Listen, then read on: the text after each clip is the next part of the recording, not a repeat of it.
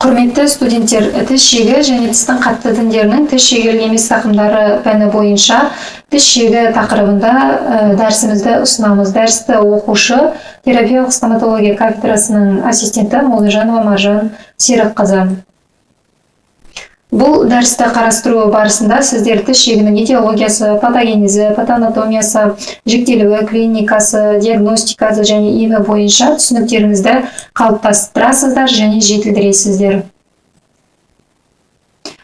Тіс шегі анықтамасына тоқталатын болсақ, тіс шегі дегеніміз бұл көп факторлы тістің қатты тіндерінің деминерализациясымен жүретін патологиялық үрдіс. Тіс шегінің этиологиялық факторларында жергілікті факторларды және жалпы факторларды ажыратып қарастыруға болады. Жергілікті факторлар ретінде ең алдымен ауыз қуысында тіс шегінің туындататын бактериялардың жинақталуын атап өтеміз. Ары қарай көміртекті, қантты тағамдарды көп қолдануды, осы тістің беткейінде биопленканың қалыптасуын, ауыз қуысы сұйықтығының құрамы және қасиеттерінің бұзылуын, тістің қатты тіндерінің тіс шегінде тұрақтылығының төмендеуін, сілекей құрамы және оның сапасының төмендеуі, ауыз қуысының гигиенасының өте нашар болуын атап өте аламыз. Жалпы факторларға генетикалық факторлар, науқастың ағзасындағы соматикалық аурулар, ағза және жүйелердегі қызметтердің бұзылыстары, тістердің жарып шығуының дамуының қиындауы және бұзылыстарын жатқызамыз. Жалпы тіс шегінің түзілу механизмінде патогенез ретінде келесі схемамен қарастыруға болады, яғни тіс шегіне түсетін бактериялар және тағаммен түсетін көп мөлшердегі көмірсулар әрекеттесуі салдарынан органикалық қышқылдар түзіледі. Бұл органикалық қышқылдар тіс шегі туындататын бактериялардың тіршілік өнімдері болып келеді. Бұл токсиндер тістің қатты тіндеріне ену арқылы тістің қатты тіндерінің жұмсақтануын, яғни ошақтық деминерализациясын қалыптастырады. Тіс шегінің жіктелуінің бірнеше бағыттарын қарастыруға болады. МКБ-10 жіктемесіне қарайтын болсақ, бұл жерде тіс шегі кодтарға сәйкес ажыратылады. Яғни К020 крюкет тіс шегісі, бұл борлы дақ сатысы, К021 дентин тіс шегісі, К022 цемент тіс шегісі, К023 тістердің тоқтаған тіс шегісі, К024 одонтоклазия, К028 тістердің басқа тіс шегісі және К029 тістердің анықталмаған тіс шегісі деп жіктеледі осы классификация бойынша. Бұл классификацияның негізгі қолданылу саласы науқастардың амбулаторлық электрондық карталарын толтыруда қолданылады. Тіс шегінің топографиялық жіктемесі тереңдігіне, тіс шегінің орналасу тереңдігіне байланысты дақ сатысы, беткей тіс шегі, ортаңғы тіс шегі, терең тіс шегі деп ажыратылады. Тіс шегі клиникалық ағымы бойынша тез ағымды, баяу ағымды және тұрақтанған болып ажыратылады. Бұл жіктелуінің негізгі бағыты, яғни тіс шегінің қалыптасу мерзімі, тістің қатты тіндерінің зақымдану ауқымы, тіс шегінің жүру ағымы ескеріледі. Келесі тіс шегінің Блейк бойынша жіктелуі 6 классқа сәйкес ажыратылады. Бірінші класс тіс шегі үлкен және кіші азу тістердің шайнау беткейлерінде орналасады. Екінші классқа сәйкес тіс шегі үлкен және кіші азу тістердің жанасу беткейлерінде орналасады. Үшінші классқа сәйкес тіс шегі алдыңғы тістердің жанасу беткейлерінде орналасады, алайда бұл тістердің кесу қырлары зақымданбайды.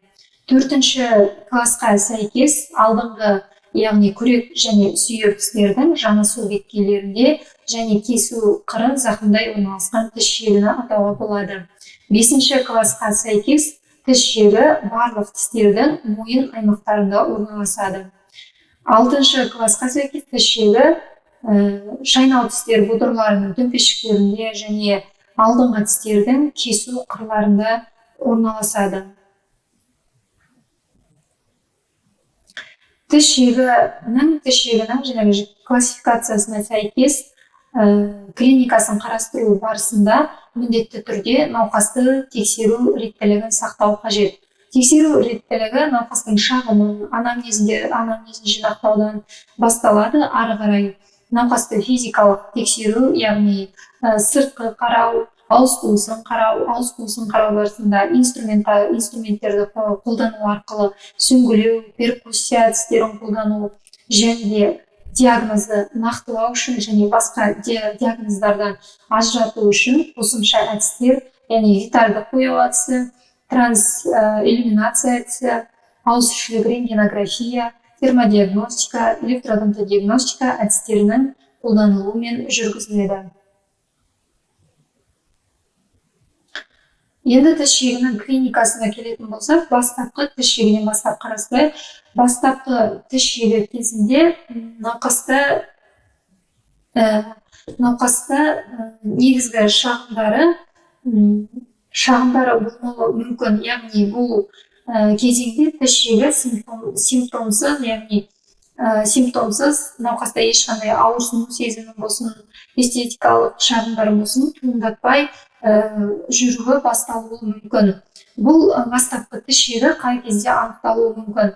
Яғни науқас стоматологиялық тексерілуге келгенде ауыз қуысының санация жүргізу барысында мұқият тексеру, жаңағы тіс беткейін мұқият кептіріп қараған жағдайда анықталуы мүмкін. Науқастың анамнезінен жалпы жағдайының бұзылмаған, ағзада соматикалық асқынған немесе созылмалы сырқаттардың болмауы анықталады және де бұл анамнезін жинақтау барысында аллергоанамнезіне де мән беру қажет. Себебі ары қарайғы емдеу жүргізу барысында қандай да бір қолданылатын препараттарға науқастың аллергиясының болуы, болмауы алдын ала анықталуы қажет.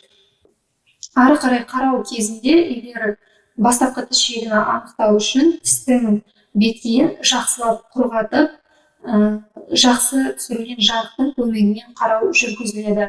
Бұл кезде не анықталады? Қарау кезінде түсі ақ, сары түстен қоңырға дейін өзгеретін тіс жегілі аймақтар анықталады.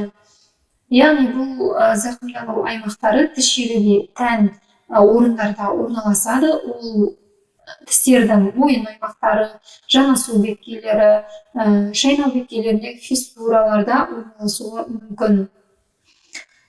Бұл дақты ақаулы аймақтар тістің беткейінде біреу немесе екі сан мөлшерінде орналасады және де шекаралары анық емес орналасады. Құралмен тексеру кезінде, мысалы сүңгілеуді жүргізген жағдайда тістің беткейінде, ақаудың беткейінде кедір бұдырлық анықталмайды, ауырсыну сезімі туындамайды. Перкуссия жүргізген кезде тісте қалыпты реакция, яғни ауырсыну туындамайды. Ары қарай диагнозды нақтылау үшін және басқа ұқсас диагноздармен ажыратпалы диагностика жүргізу үшін міндетті түрде қосымша әдістерден метилен көбі ерітіндісімен бояу әдісі қолданылады. Бұл әдісті қолданып, осы тіс жегі ақауын бояған кезде ақау тіс жегілік болатын болса, метилен көбі бояуымен боялады. Келесі қосымша әдістерден термодиагностиканы қолдануға болады. Алайда бұл әдісті қолданғанда тістің ыстыққа да, суыққа да реакциясы болмайды. Яғни тістің реакциясы қалыпты. Беткей тіс жегінің клиникасын қарастыратын болсақ, беткей тіс жегі осы бастапқы тіс жегідегі қалыптасқан дақтың ары қарай дамуымен жүретін және тіс жегінің эмальдің беткей ортаңғы қабаттарына дейін тереңдеуімен көрініс беретін тіс жегінің сатысы. Бұл кезде науқастың шағымдары эстетикалық жетіспеушілікке шағымданады және де химиялық тітіркендіргіштерден туындайтын ауырсыну сезіміне шағымданады. химиялық тітіркендіргіштер ретінде қышқыл сусындарды, цитрустық тағамды және жемістерді атап өтуге болады. Қарау кезінде тіс шегі яғни анықталады. Орналасуы тағы да тіс шегіне тән аймақтар, яғни тістердің апроксималдық беткейлері, тістердің мойын аймақтары немесе шайнау беткейлеріндегі фиссура жүлгелерге сәйкес орналасады. Сүңгілеу кезінде тіс шегі қуысы анықталады, креукенің беткей қабаттарында орналасады. Сүңгілегенде кедір бұдырлық анықталады және де аздаған ауырсыну сезімі туындауы мүмкін. Ары қарай перкуссия жүргізгенде тістің реакциясы қалыпты. Қосымша әдістерден бұл жерде метилен көгі ерітіндісімен бояу әдісін қолданамыз және де термодиагностика әдісін, электроодонтодиагностика әдістерін қолданамыз. Метилен көгі ерітіндісімен бояу кезінде тіс шегіне тән зақымдану ошақтары боялатын болады. Термодиагностиканы жүргізу кезінде суыққа тістің реакциясы негізінен болмайды. Электроодонтодиагностикасын жүргізу кезінде, яғни ұлпаның тіршілік қабілеттілігін анықтауда қалыпты реакция алынады, яғни 2-6 микроампер мөлшеріндегі нәтижені көрсетуі қажет. Дақ сатысындағы тіс шегінің салыстырмалы диагностикасын қарастыратын болсақ, креуке гипоплазиясымен, яғни бұл гипоплазияның дақты түрімен және флюороздың дақты штрихты түрлерімен ажыратуды жүргіземіз. Креуке гипоплазиясының дақты түрімен салыстыратын болсақ, екеуіне дақ сатысындағы тіс шегі және гипоплазияның дақты түріне ортақ белгі тістің мұқият тістерді, яғни ауыз құрысын мұқият тексеру кезінде тістің беткейінде дақ түріндегі зақымдану ошақтарының анықталуы. Алайда ажыратпау диагностикасында көмектесетіні креуке гипоплазиясы кезіндегі дақты зақымдану ошақтары тістің беткейінде көптеп орналасады және де симметриялық тістерде орналасады. Тістердің вестибулярлық беткейлерін және таңдайлық немесе тілдік беткейлерін қамтып орналасады. Және креуке гипоплазиясының этиологиясы тістің даму кезіндегі тіс бастамаларының даму кезіндегі әсер ететін процестерге байланысты. Яғни бұл жүктілік кезіндегі әйелдің ағзасындағы ауырсоматикалық сырқаттары, эндокриндік сырқаттары немесе жүктілік барысында жүктіліктің ауыр өтуі, токсикоздың ауыр өтуі этиологиялық себептері ретінде қарастырылады. Келесі дақ сатысындағы тіс шегіне флюороздың дақты штрихты түрімен ажыратуда ұқсастықтары, яғни ортақ белгілері тағы да тістің беткейінде орналасқан дақ түріндегі зақымдану ошақтары. Ал айырмашылықты бұл жерде екі диагноздың этиологиясына өте мұқият қарау қажет, яғни науқастың анамнезі мұқият жинақталуы қажет. Себебі флюороз кезіндегі зақымдану ошақтарының туындауының негізгі себебі бұл науқастың тұтынатын ауыз суында фтор мөлшерінің қалыптыдан жоғары болуы, яғни 1 миллиграмм литрден жоғары ауыз суды тұтынуында, яғни эндемикалық ошақтарда науқастың өмір сүруіне мән беру қажет. Және де флюороздың дақты штрихты түрлерінде анықталатын бұл зақымдану ошақтары жоғарғы алдыңғы тістерді, симметриялық тістердің вестибулярлық беткейін қамти орналасады және бұл дақтар көптеген болып орналасады. Және де осы гипоплазия флюорозға тән қосымша әдістің бірі қолдану кезінде, мысалы метилен көгі ерітіндісімен бояу кезінде бұл зақымдану ошақтарының боялмауы анықталады. Ал біздің білуімізше тіс шегі кезінде зақымдану ошақтары метилен көгі ерітіндісімен боялады. Беткей тіс шегінің салыстырмалы диагностикасы флюороздың штрихты түрі, борлы қатпарлы түрімен, кіреуке эрозиясымен, сына тәрізді ақаумен, кіреуке гипоплазиясымен жүргізіледі. Беткей тіс шегінің бұл диагноздармен ұқсас ортақ белгілері тістің беткейінде тістің қатты тіндерінің зақымдануының болуы. Ал жеке-жеке қарастыратын болсақ, флюороз гипоплазия кезіндегі анықталатын дақты, штрихты, кіреукенің деңгейіндегі зақымдану ошақтары, олар симметриялы тістерде және көбінесе алдыңғы тістерде вестибулярлық беткейлерін қамти орналасатын зақымдану ошақтары. Және де бұл ақаулардың этиологиялық себептері тістердің даму кезіндегі әсер ететін факторларға байланысты. Ал тіс шегі тіс жарып шыққаннан кейінгі әсер ететін этиологиялық факторлардан туындайды. Кіреуке эрозиясы мен беткей тіс шегін салыстыратын болсақ, кіреуке эрозиясының тіс шегінен айырмашылығы, эрозия көбінесе тістердің вестибулярлық беткейінде, экватор аймағында, яғни вестибулярлық беткейдің шығыңқы аймақтарында орналасады және өзіне тән тостағанша пішінді болуы тән. Және де бұл эрозия ақауларының шекарасы анық, сүңгілеу кезінде тіндердің жұмсармауы, беткейдің тегістігі анықталады.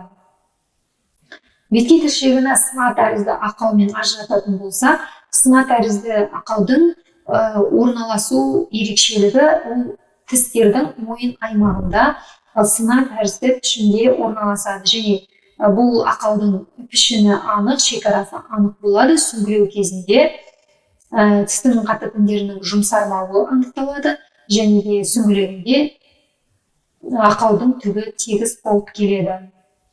Және де осы ажыратпалы диагностикаға қарастырған флюороз, кіреуке эрозиясы, сына тәрізді ақау, кіреуке гипоплазиясы кезіндегі ақаулар метилен көгі ерітіндісімен бояу кезінде боялмайды, яғни бұл ерітіндіні тістің қатты тіндері сіңірмейді. Тек кіреуке эрозиясы және сына тәрізді ақау кезіндегі ақау аймақтары йодтың 5% ерітіндісімен боялады. Келесі тіс шегінің түрі ортаңғы тіс шегі. Бұл ортаңғы тіс шегі беткей тіс шегінің әрі қарай тереңдеуі нәтижесінде туындайды. Ортаңғы тіс шегі кіреуке және дентиннің беткей қабаттарын қамтып орналасады.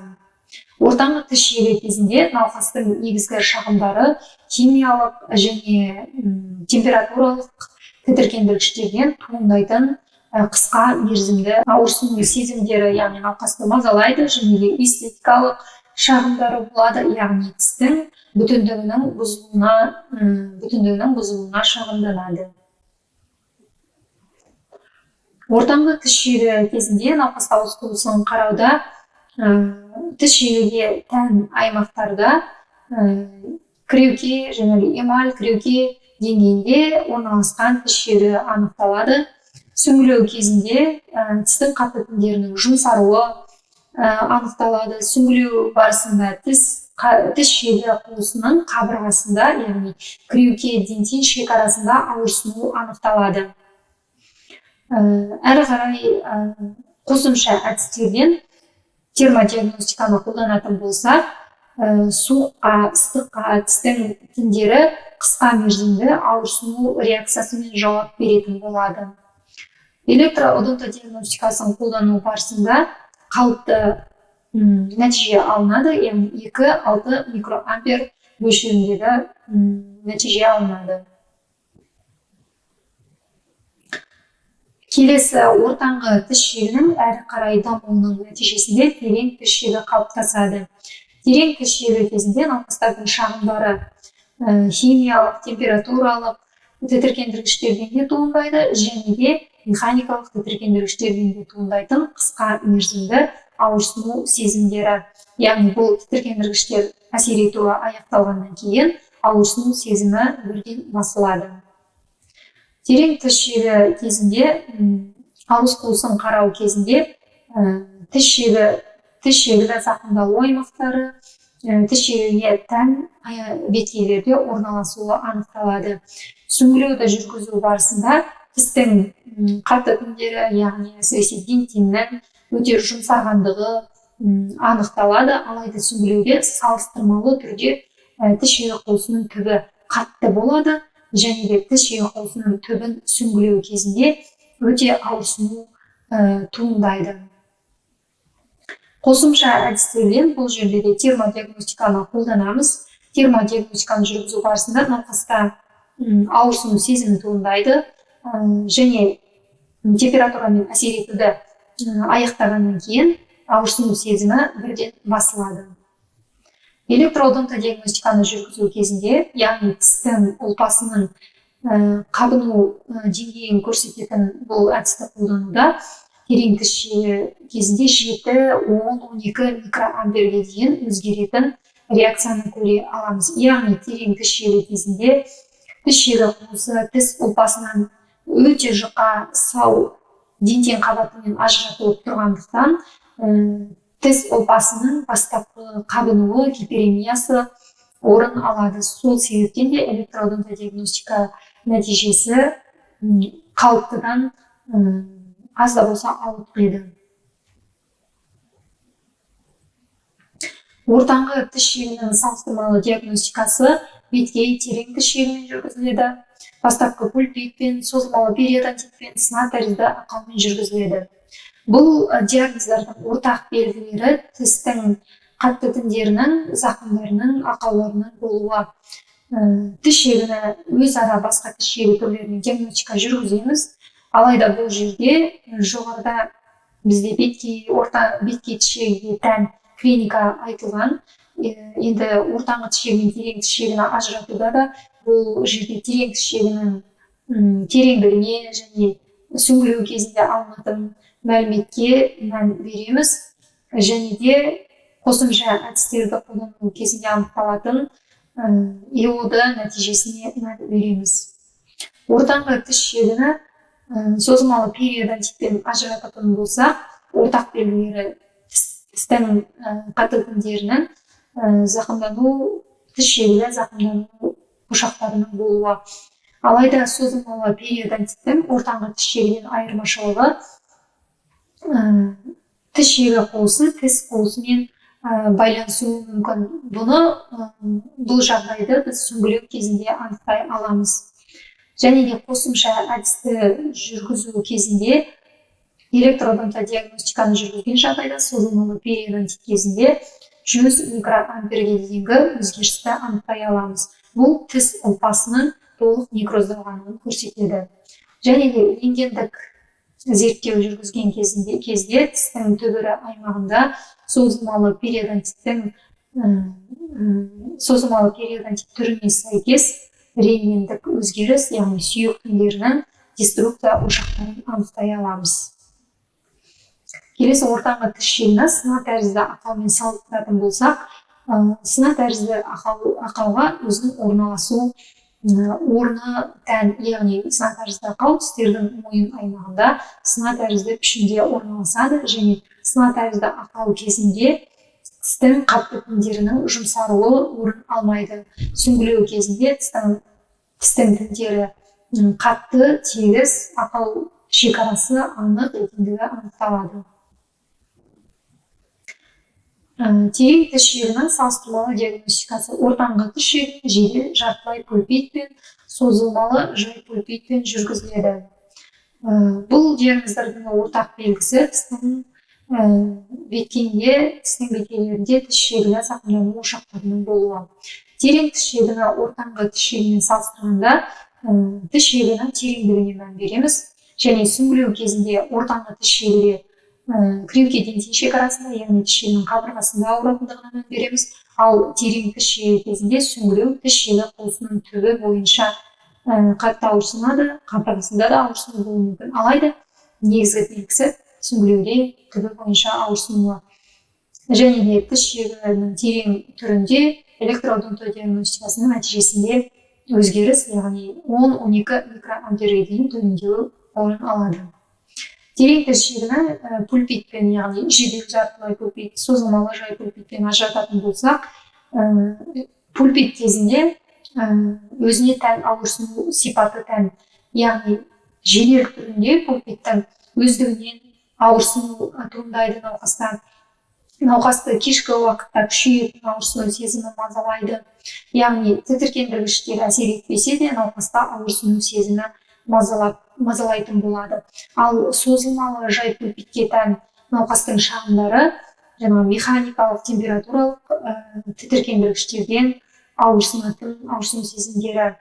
Пульпит кезінде тіс шегі қуысы тіс қуысымен байланысуы мүмкін, немесе байланыспауы да мүмкін. Алайда сүңгілеуді жүргізу кезінде, пульпит кезінде тіс шегі қуысының түбінде бір нүктеде ғана ауырсыну сезімі туындайды. Және де қосымша әдістерді жүргізу бұл жерде көмектеседі ажыратуға. Электродонтодиагностика жүргізу кезінде жедел жартылай пульпит кезінде пульпаның реакциясы 20-25 микроамперге дейін өзгереді. Ал созылмалы пульпит кезінде 30-40 микроампер мөлшерінде реакцияны көрсетеді. Тіс шегі зақымданулары кезінде емдеу кезеңдері тіс шегінің осы айтылған 4 түріне, 4 жіктелуіне сәйкес жекелей жүргізіледі. Жалпы емдеу кезінде тістің беткейін тіс қақтарынан, тіс тастарынан тазалап алу бұл міндетті этап болып келеді. Ары қарай жансыздандыру жүргізу бұл тіс шегінің түріне сәйкес көрсеткіш анықталуы қажет. Әсіресе ортаңғы және терең тіс шегі кезінде міндетті түрде жансыздандыру жүргізілуі қажет. Ал бастапқы тіс шегі кезінде тістің қатты тіндерінің зақымдануы болмағандықтан тістің беткейінде орналасқан дақты жою мақсатында, дақтың минерализденуін күшейту мақсатында реминерализациялық терапия қолданылады. Бұл кезде бұл терапияны жүргізілу, яғни курс бойынша жүргізіледі. Жылына науқас 2-3 рет курс өтуі қажет. Бір курстың ұзақтығы 10 процедура, яғни күнделікті немесе күн ара осы 10 процедура жүргізіледі. Бұл процедура кезінде тістің дақты аймақтарына аппликация ретінде кальций фторлы препараттар қолданылады. Бұл рем терапияның нәтижесінде тістің дақты аймақтарының түсінің қалпына келуі, дақтың ары қарай тіс шегіге өтпеуінің, яғни алды алынады. Беткей тіс шегі кезінде жансыздандыру қолданбауға да болады, себебі науқаста егеу кезінде ауырсыну туындамайды. Яғни бұл кезде эмаль деңгейінде егеу жүргізіледі және егелген қалыптастырылған тіс шегі қуысын медикаментозды өңдеуден кейін пломбалық материалмен тістің анатомиялық пішіні қалпына келтіріледі. Ал ортаңғы тіс шегі кезінде міндетті түрде жансыздандыру жүргізілуі қажет. Әрі қарай осы зақымдану деңгейіне сәйкес егеу жүргізіледі. Артынша медикаментозды өңдеу жүргізіліп, тіс шегі қуысының түбіне креукеден тең шекарасына дейін ажыратқыш төсем салынады. Ажыратқыш төсем ретінде цементтер әдетте қолданылады және де ажыратқыш төсемнен кейін тұрақты пломбалау, яғни тістің анатомиялық пішінін қалпына келтіру жүргізіледі. Терең тіс шегі емдеу кезінде бір немесе екі қабылдауды жүргізуге болады. Бір қабылдауды жүргізген жағдайда сәйкесінше осы жансыздандыруды жүргізіп, тіс шегімен зақымдалған тіндерді толықтай мұқият егеуден кейін медикаментозды өңдеуді жүргізіп, тіс шегі қуысының түбіне, тіс ұлпасына жақын орналасқан аймаққа емдік төсеніш қолданылады. Емдік төсеніш қойылады. Емдік төсеніштің қалыңдығы 0,15 мм-ден аспауы қажет. Және де бұл емдік төсемнің үстіне ажыратқыш төсем креукеден тең шекарасына дейін орналастырылады және үстінен тістің анатомиялық пішінін қалпына келтіре отырып, тұрақты пломбалық материал салынады. Бұл терең тіс шегінің бір қабылдаудағы емдеуі. Терең тіс шегінің екі қабылдауда емдейтін болсақ, жаңағы емдік төсем салынғаннан кейін уақытша пломбамен тістің тіс жегі қуысы жабылады да науқас 10 күнге дейін босатылады. Яғни 10 күннен кейін келесі қабылдау тағайындалады. Бұл кезде науқастан яғни сұрастырылу қажет. Осы аралықта, уақытша пломбамен жүрген аралықта науқаста қандай да бір ауырсыну сезімдері, өзінен өзі ауырсыну сезімі, түнгі уақытта ауырсыну сезімдері мазалады ма, мазаламады ма, осы анықталады. Егер осы аралықта науқаста ешқандай шағымдар болмаған болса, тісте ешқандай ауырсыну туындамаған болса, уақытша төсемді алып тастап, емдік төсемді қалдырып, үстінен ажыратқыш төсемді имагинейдің шекарасына дейін орналастырып, анатомиялық пішінін тұрақты пломбамен қалыптастыруды жүргізуге болады.